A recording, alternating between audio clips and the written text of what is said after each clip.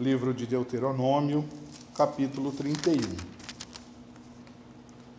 Diz a palavra: Depois foi Moisés e falou estas palavras a todo Israel. E disse-lhes: Da idade de 120 anos sou eu hoje. Já não poderei mais sair e entrar. Além disto, o Senhor me disse: Não passarás o Jordão. O Senhor teu Deus passará diante de ti. Ele destruirá estas nações de diante de ti, para que as possuas. Josué passará diante de ti, como o Senhor tem falado. E o Senhor lhes dirá como fez a Sião, lhes fará como fez a Sião e a Og, reis dos amorreus, e a sua terra, os quais destruiu. Quando, pois, o Senhor vô-lo der diante de vós, então com eles fareis conforme a todo o mandamento que vos tenho ordenado. Esforçai-vos, animai-vos, não temais, nem vos espanteis diante deles, porque o Senhor teu Deus é o que vai contigo, não te deixará, nem te desamparará. E chamou Moisés e Josué. Ele disse aos olhos de todo Israel: Esforça-te e anima-te, porque com este povo entrarás na terra que o Senhor jurou a teus pais lhe dar, e tu farás herdá-la. O Senhor, pois, é aquele que vai adiante de ti, ele será contigo, não te deixará, nem te desamparará. Não temas, nem te espantes. Vamos dar uma pausa na leitura aqui, irmãos, para nós conversarmos a respeito desse trecho. Nos 2 primeiros versículos, o Senhor nos fala de algo bastante importante, que a atualidade tem perdido, irmãos. Moisés, ele vai passar a sua autoridade a Josué. Ele fala que já está idoso, que ele não pode nem sair, nem entrar. E ele fala que Deus já havia anunciado que ele não iria passar o Jordão. Eles vêm, do Êxodo, e depois de peregrinar 40 anos ali no deserto, por teimosia, era na verdade para eles terem entrado antes, mas a geração anterior duvidou da palavra de Deus e eles ficaram peregrinando até que essa geração fosse trocada. E eles chegam então novamente a um momento que eles vão poder entrar na terra prometida. E detalhe, essa pena ela vem sobre todos, inclusive Moisés, que não é permitido entrar na terra prometida. É por isso que ele não passa do Jordão. Pois bem, mas ele faz algo muito valioso. Ele é um líder, ele é um Messias, e ele transfere a sua autoridade, o seu poder, a sua conquista a outro mais jovem.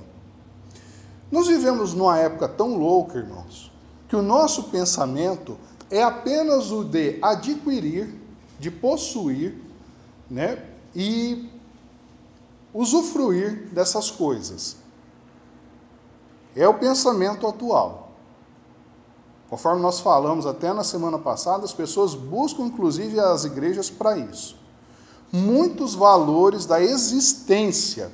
Eu não estou falando nem da questão espiritual e nem da questão religiosa, Mas se a gente fosse considerar a existência da humanidade entre o nascer e morrer apenas, como se nós fôssemos apenas um ser químico, físico, que reage e existe durante um período e depois desaparece, esse período, muitos valores que, como ser humano, como um ser inteligente, um ser pensante, um ser que sente, um ser social, estão sendo deixados de lado. Respeito, dignidade, confraternização, respeito em relação aos mais velhos, consideração pelos mais novos, tudo isso vem sendo perdido. Por quê? O foco da humanidade é quase que de um vírus, né? É só o consumir enquanto existir. Então, o homem valoroso é aquele que trabalha e honra as suas dívidas. A gente não pode dizer nem que são compromissos, são as dívidas. É o homem que adquire algum bem para pagar aquele que ele vem consumindo. Só. Tanto é que quando você diz assim, você tem que deixar algo para a próxima geração, como Moisés está sugerindo aqui, né, como a Escritura em relação a Moisés sugere, parece absurdo. Por quê? Porque é tão difícil, né? A pessoa que vive honestamente, é tão difícil ela acumular algum bem que seja suficiente ainda para transferir para outro, é praticamente impossível. Você fala, eu não consigo nem pagar as minhas contas, como é que eu vou deixar algum bem para uma próxima geração? Vive esse desespero. E isso é loucura, porque na verdade, irmãos, há muito que nós podemos transferir para outras gerações, que não tem preço monetário. Caráter, conduta, valores, até mesmo folclóricos, irmãos. Mas principalmente, irmãos, os espirituais, aqueles que seriam capazes de resgatar o ser humano desse círculo vicioso e destrutivo que ele vive agora, dessa vida materialista, consumista, danosa, quase sempre conduzida para vícios, que é onde ele supostamente pode ter alguma satisfação ou diversão. Imagina, para um ser humano dos nossos dias, dizer que ele aí durante 40 anos peregrinou com um povo indisciplinado, briguento, e a hora que chega o momento da recompensa, ele não vai participar dela. A pessoa se revolta. Nos dias atuais, tudo é baseado numa recompensa imediata. Não importa o que você faça, que vai resultar para outro. Isso é bobagem, isso é estupidez. Mas todo cristão que bem observar a Escritura, verá que os homens de valores verdadeiros da Escritura não tiveram qualquer recompensa imediata. Nós podemos, obviamente, considerar a vida espiritual e tudo que há do lado de lá como uma recompensa, mas esses homens viveram para o próximo e não para si. E vejam que Josué não é filho de Moisés, ele é filho de Num. Ele é uma pessoa do seu povo. E as pessoas até consideram deixar alguma coisa para o filho, mas deixar para um estranho, deixar essa conquista para outro, parece frustrante pelo espírito que se impôs à nossa geração. Nós precisamos romper com isso imediatamente, irmãos. Das poucas coisas boas, né? Ou das mínimas coisas, que muitas vezes não são poucas, são realmente volumosas, mas comparado ao mal que existe, que a gente encontra na internet, tem uma história do plantador de tâmaras. Eu não vou me recordar exatamente dela, mas é uma planta que leva vários anos para produzir. E quem planta essa árvore, essa frutífera, normalmente não colhe frutos dela. Então, alguém havia advertido um homem, né, que aquilo era loucura. E é assim que o homem pensa, infelizmente. Mas se você pensar em termos de humanidade, de futuro, isso é bênção. Você está deixando um legado, você está deixando um bem. E todo bem que você faz, ele ecoa. Ele vai te alcançar em algum momento. O problema é que a humanidade pensa como se ela realmente fosse um vírus, como se ela tivesse um tempo mínimo de existência. Ela pensa de maneira egoísta, pensa só em si, não pensa no que virá. E assim a gente vai se tornando algo autodestrutivo. Então já esses 2 primeiros versículos nos trazem esse alerta, que a gente tenha um olhar para o nosso semelhante, para aqueles que ainda nem chegaram nesse mundo, para aqueles que virão no futuro, que possivelmente seremos nós mesmos. Pois bem, adiante o texto fala de algo que normalmente causa uma aversão a quem não conhece a Escritura exatamente. Fala da destruição de nações. As pessoas fazem assim um raciocínio lógico superficial, né? Tratam a Escritura como se ela fosse um jornal diário, né? Uma notícia cotidiana. Nós precisamos compreender o valor das Escrituras.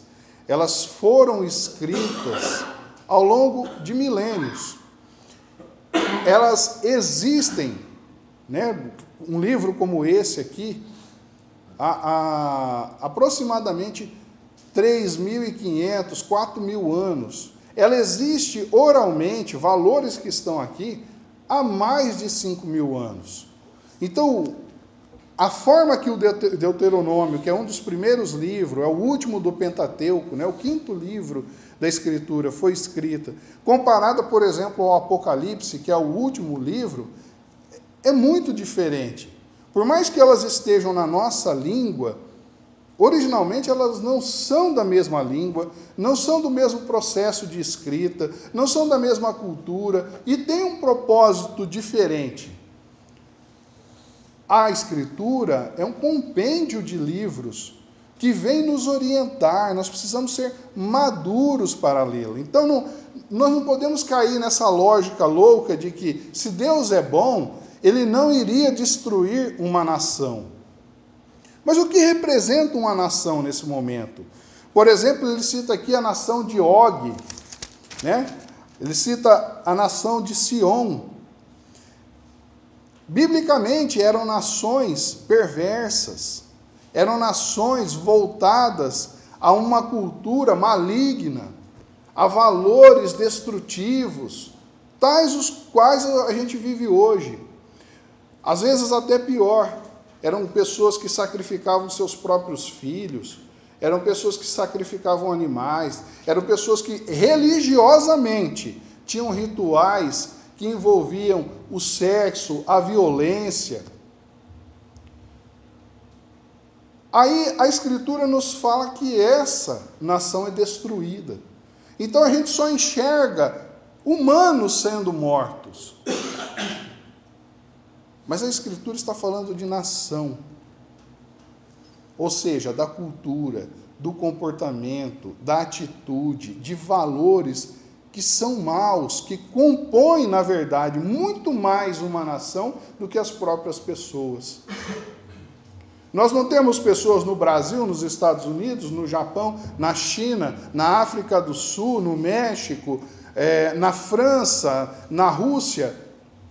E fisicamente essas pessoas são idênticas, tá? Com poucas diferenças, mais no sentido do aspecto do que na sua condição orgânica. No entanto, as nações das quais elas fazem parte são muito diferentes, com valores que até impressionam umas às outras. Então a Escritura está nos falando da destruição de nações, né, de valores que são malignos. Eu pergunto aos irmãos, não é isso que a gente deseja? Por exemplo, quando a gente olha para o nosso país, muitas pessoas falam, eu vou embora daqui porque isso não serve para mim. Muitas pessoas gostariam que o nosso país fosse diferente.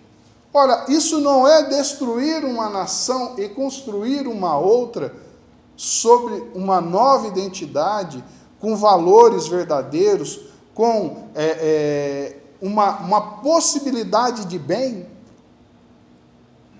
Portanto, irmãos, por mais que o Velho Testamento nos fale de situações de violência, por mais que ele nos fale de uma época onde valores mais nobres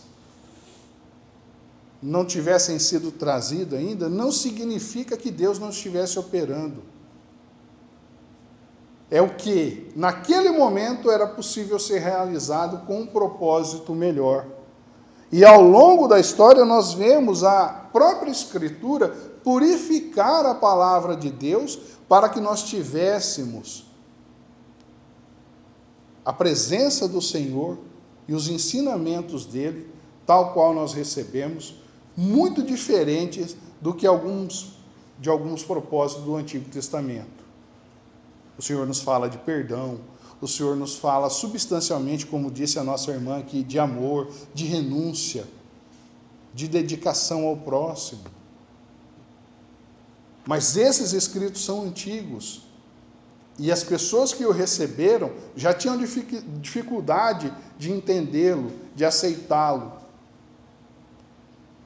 Portanto, ele é escrito dessa forma para que um valor fosse estabelecido entre nós. Muito bem, irmãos.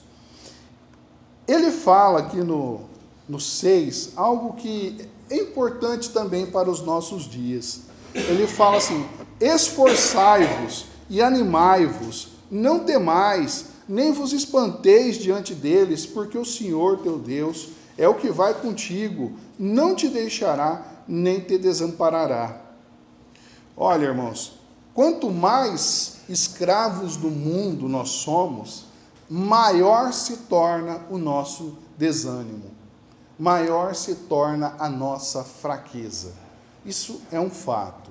Não é à toa que nós temos uma sociedade doente de depressão.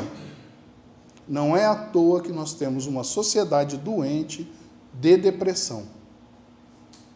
Por quê, irmãos? Porque a vida, o modelo atual, é frustrante. É impossível ser satisfeito no modelo dele. É impossível para muitos realizar um grande feito. Vejam que o que é nobre para a sociedade é o quê? É um jogador de futebol. Às vezes, um outro profissional, um médico, um professor, ele se esforça, ele trabalha muito mais e não tem sequer respeito no ambiente dele. Nós não estamos falando nem de salário, não vamos entrar nessa cilada, não.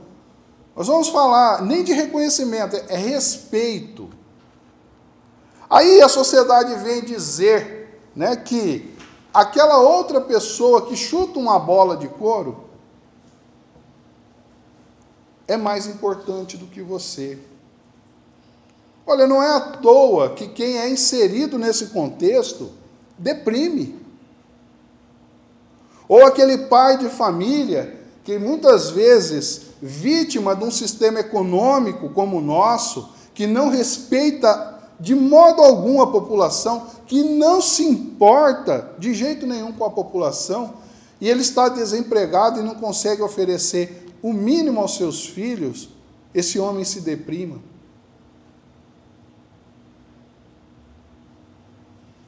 É deprimente, e a sociedade cobra, e trata como vagabundo, e trata como incapaz.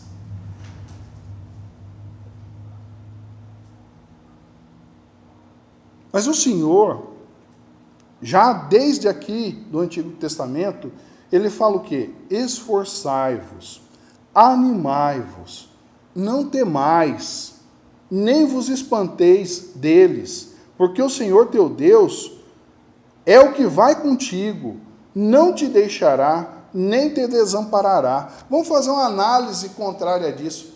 O Quem é que te deixa e te desampara? Aproveitando os exemplos que nós estamos falando aqui.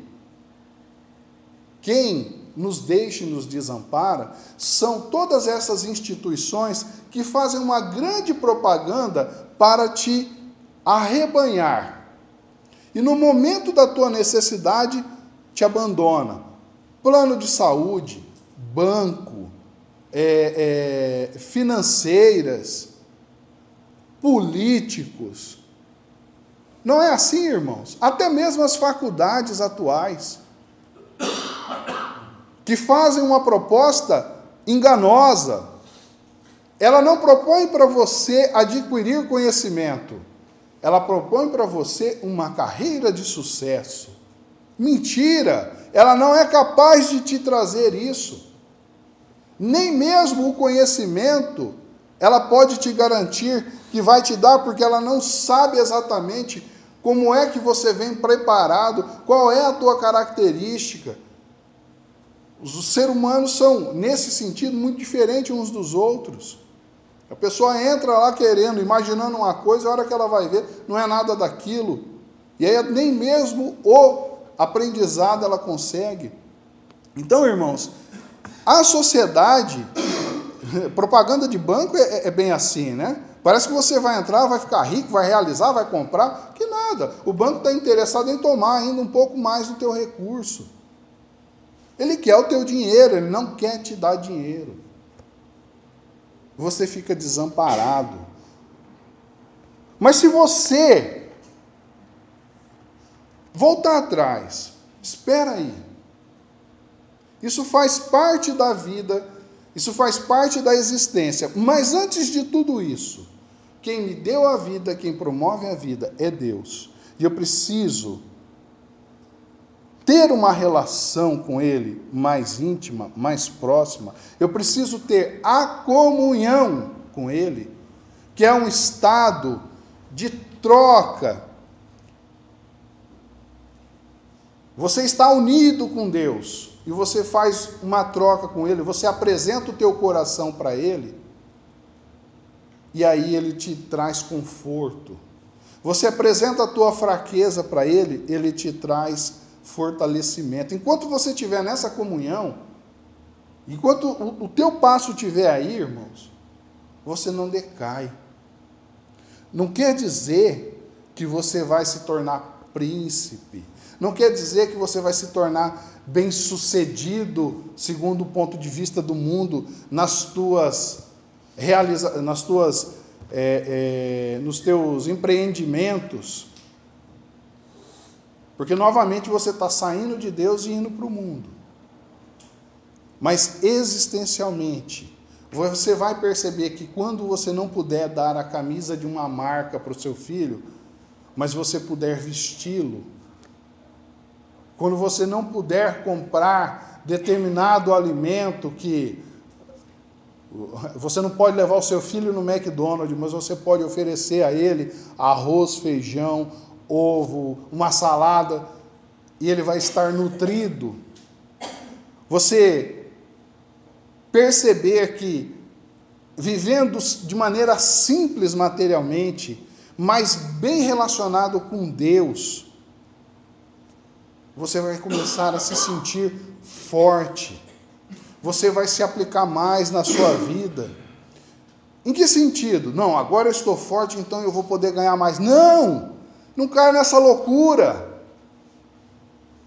Você está se sentindo forte, você vai ser capaz de chegar no teu filho e conversar com propriedade para ele, não se enganar com essas ilusões do mundo, porque isso faz parte da superação da depressão que o mundo te causa. Você vai se esforçar para que isso se amplie dentro da tua casa, no entendimento com a tua esposa. Olha, nós não podemos ter aí essa geladeira com 25 portas e muito menos abastecer um trem desse, mas nós podemos comer todos os dias de maneira saudável. Nós podemos, unidos, produzir um bem para nós mesmos, tanto materialmente, mas principalmente em termos do quê? Daqueles valores que a gente estava falando antes, de amor, de respeito, de compreensão, de perdão, de incentivo, de boa vontade, de olhar com olhos cheios de luz para ver aquilo que é santo, que é bom, e não as coisas que vêm nos destruir, vêm nos enganar.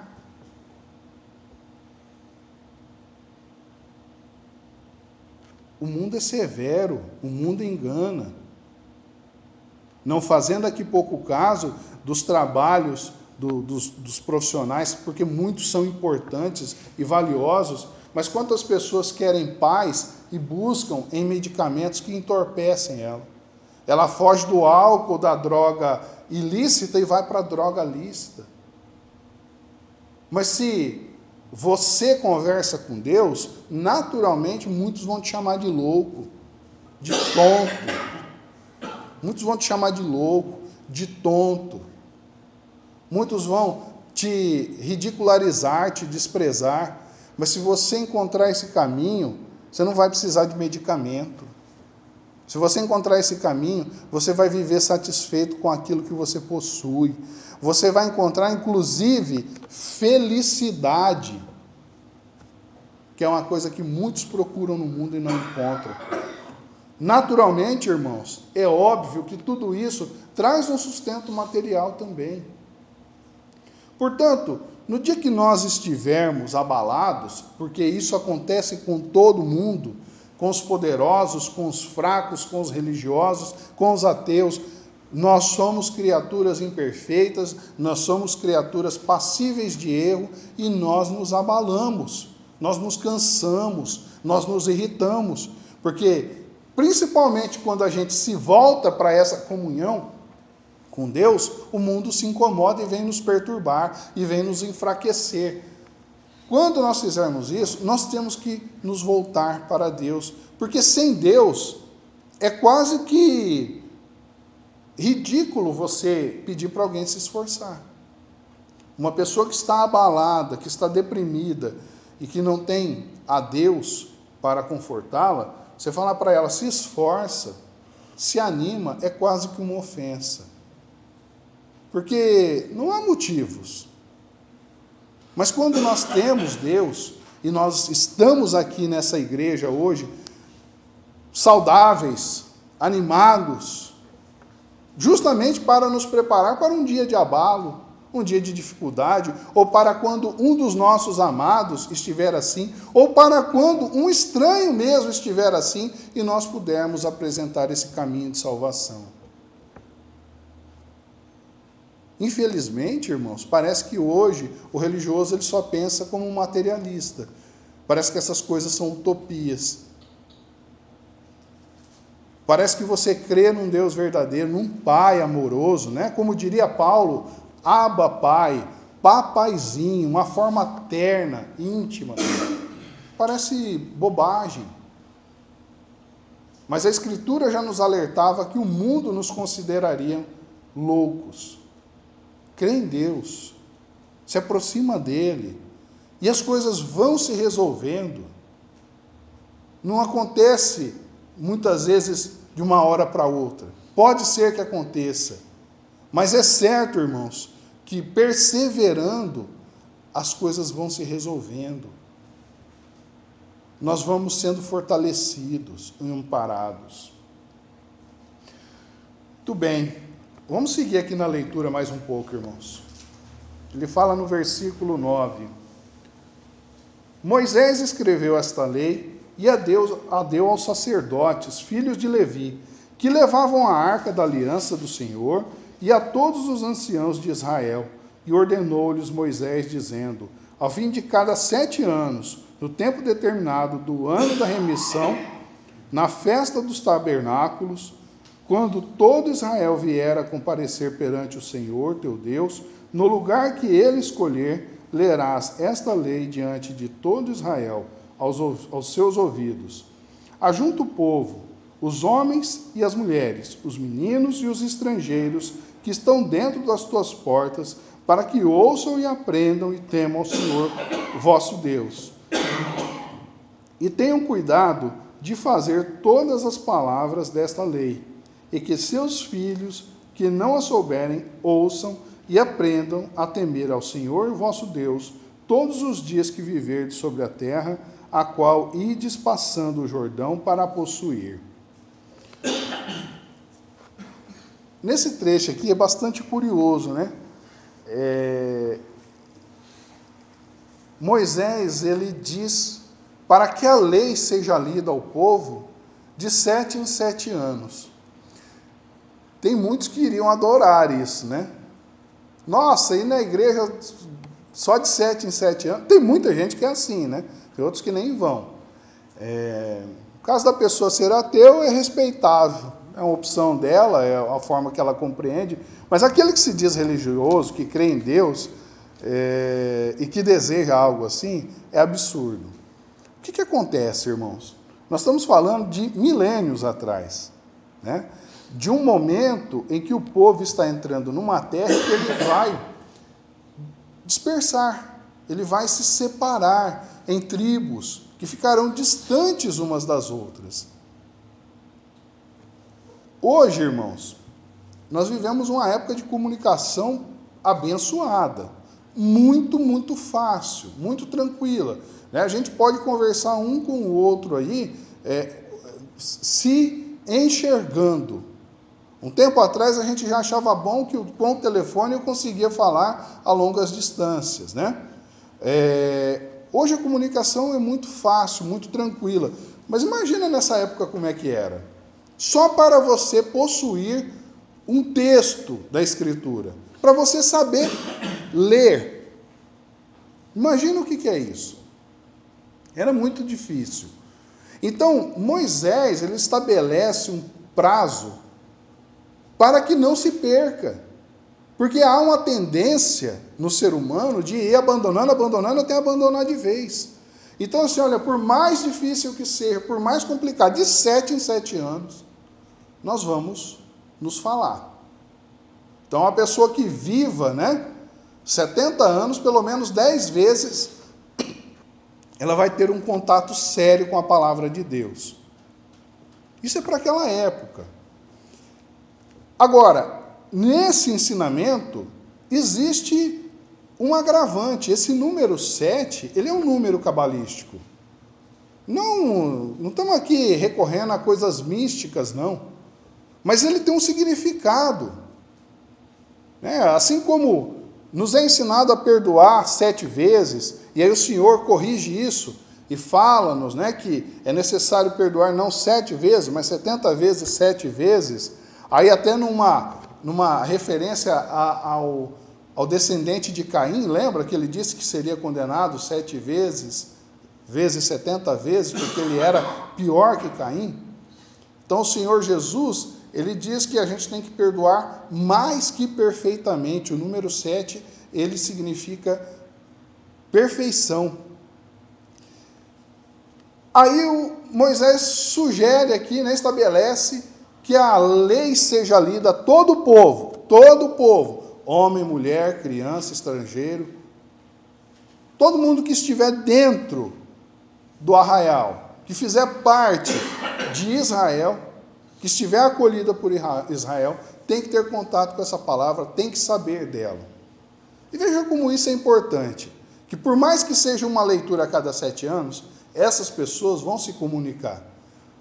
A criança que com 7 anos ouviu falar, vai perguntar para o pai, e esse pai vai repetir. O casal vai falar entre si a respeito da lei.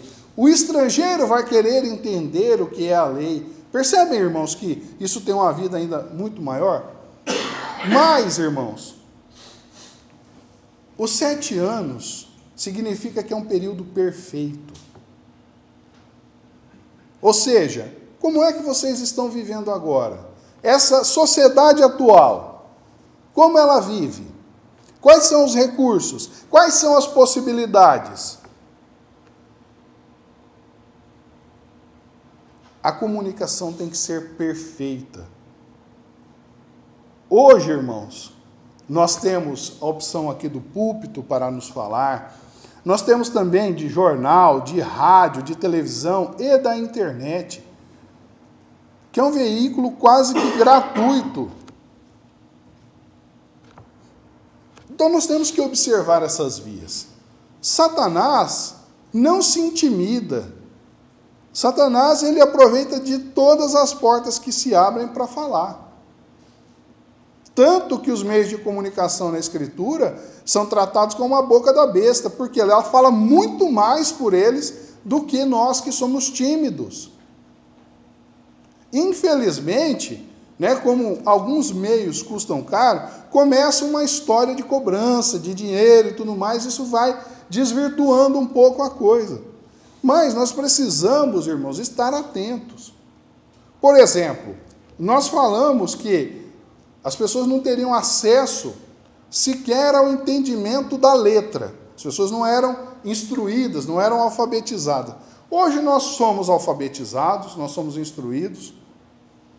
Nós temos a Escritura na nossa língua e dentro das nossas casas. Mais que isso, todos nós que temos um smartphone possuímos uma Escritura nele de forma gratuita, com recursos para pesquisa.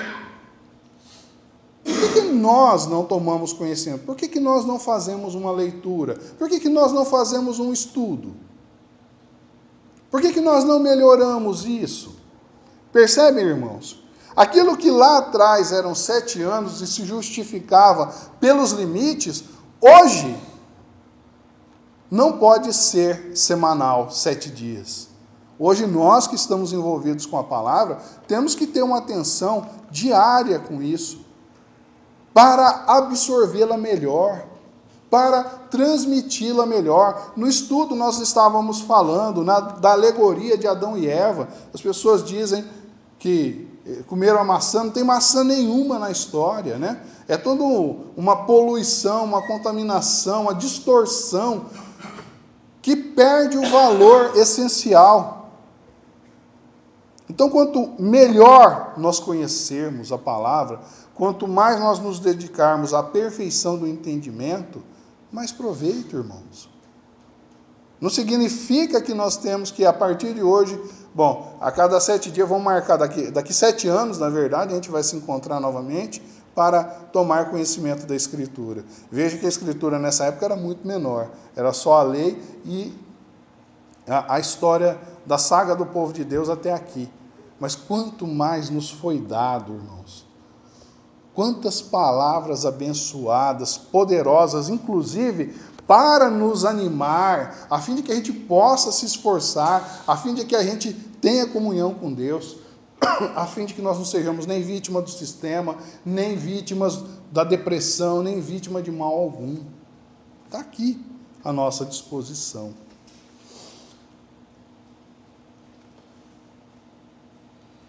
Pois bem, irmãos, infelizmente o nosso tempo é curto e nós não dá para seguir adiante. Assim, numa próxima ocasião, nós finalizamos o restante desse capítulo. Que Jesus nos abençoe, nos traga entendimento e fortaleça a nossa comunhão com o Pai.